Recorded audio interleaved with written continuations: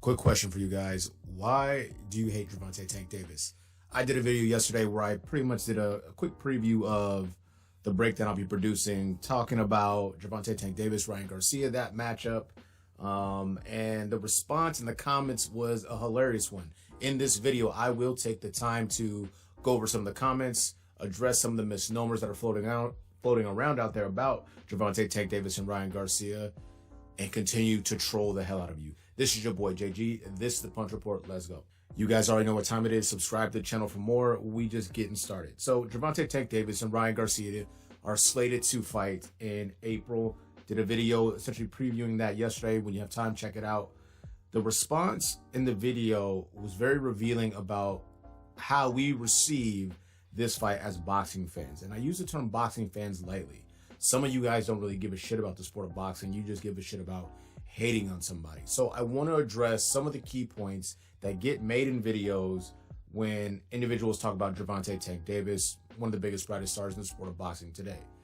Number one with the bullet, Gervonta Tank Davis has never fought anybody.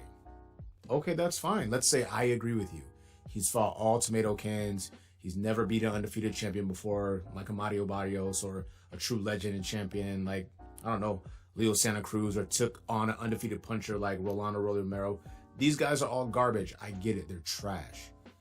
But if you make that argument, you also have to make the argument Ryan Garcia's best win is Luke Campbell, whose best action really is as an amateur and a gold medalist, who has lost in every great opportunity he's ever had. Jorge Linares, Vasily Lomachenko, Ryan Garcia stopped him to the body, as pictured here. Well, that's not the picture, but you get the point.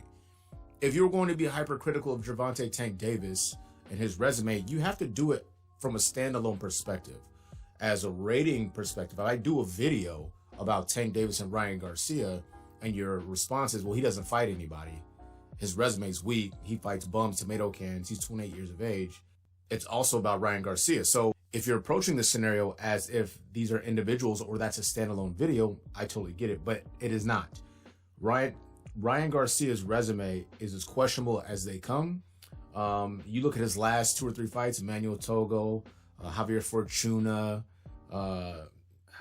These guys are not the best in the business, but we prop it up for whatever reason or another. Moving right along, Gervonta Tank Davis and Ryan Garcia have a similar opponent in one Francisco Fonseca.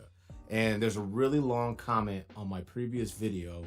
I'll pin it to the top. You guys can go take a look, where essentially the individual states, well, they have a common opponent, Fonseca, Tank knocked him out in the 8th or 11th round, whatever he knocked him out, and Ryan Garcia got that done in 2 rounds, 50-50 fight, yada, yada, yada, just based on common opponents or potential common opponents, individuals operating within the lightweight division.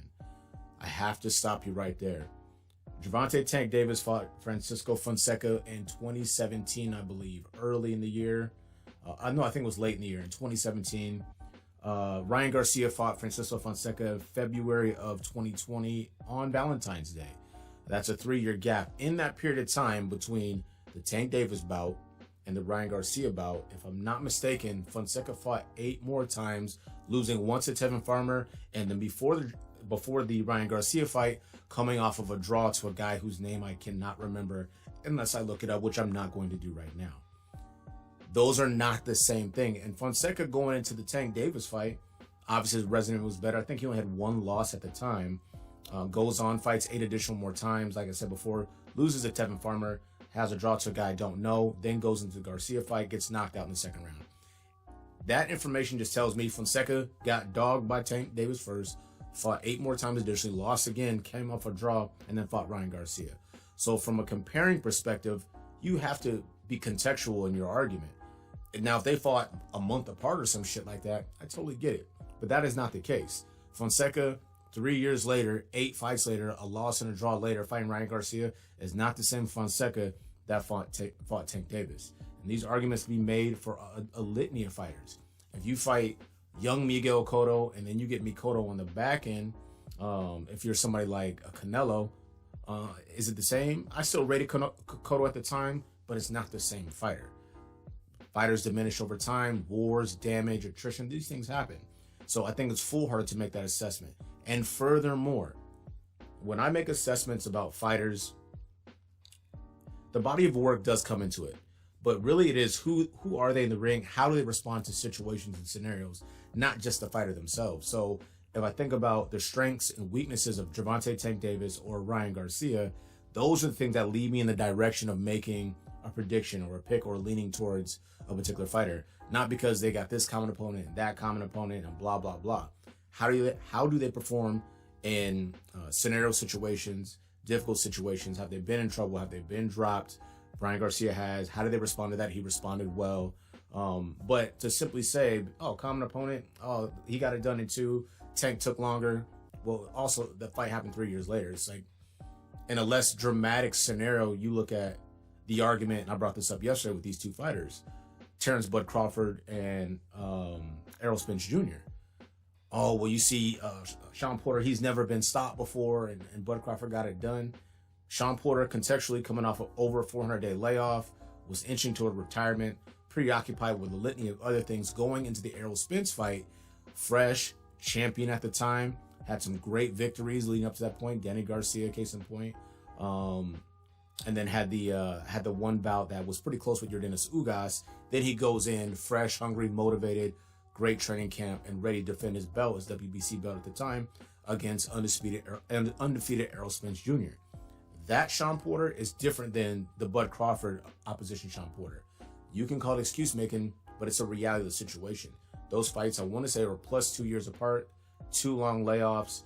Sean Porter was a different fighter at that point, a challenger, not a champion, and then being shipped over to ESPN from the PPC side to get that deal done. A lot of history within that. All of that really leads me to this point. When you fight a guy in 2015, that's not the same guy in 2018. That's not the same, especially if he's coming off losses. It's not the same guy.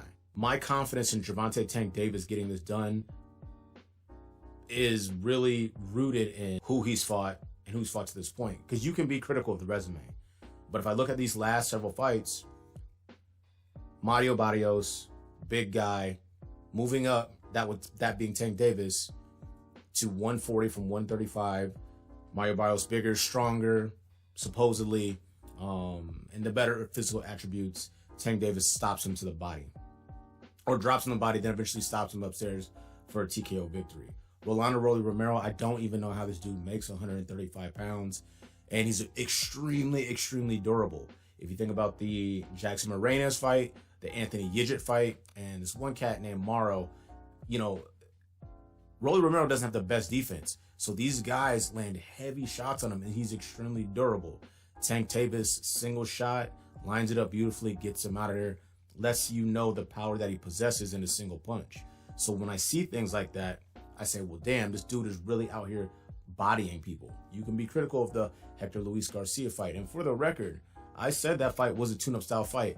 Other channels on the internet, on YouTube, said, oh, this could be it. It's an upset, blah, blah, blah. I still got the video up. I said, it's not what they're saying it is. It's a tune-up style fight, so he can go ahead and sharpen his knives and get ready for Ryan Garcia.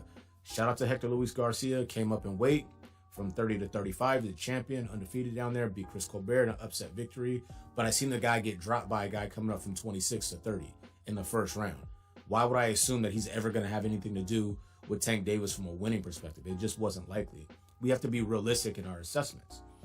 But to finish this up, when you come to the channel and you leave comments, shout out to you. You view the if you view the video, you left a comment, that's all love. But be realistic. If you're going to be critical of Tank Davis's resume, totally get it. Let's say I agree with you for the purposes of this video. You also have to take a look at Ryan Garcia's resume. He really hasn't fought. They say, name 5 guys that Tank Davis has fought and all this other extra shit. That's pretty easy, actually. You name 5 guys worth mentioning, or former world champions or champions alike, worth mentioning that Ryan Garcia's fought. It's just not comparable. So just miss me with that argument overall. That's my time. This is your boy JG.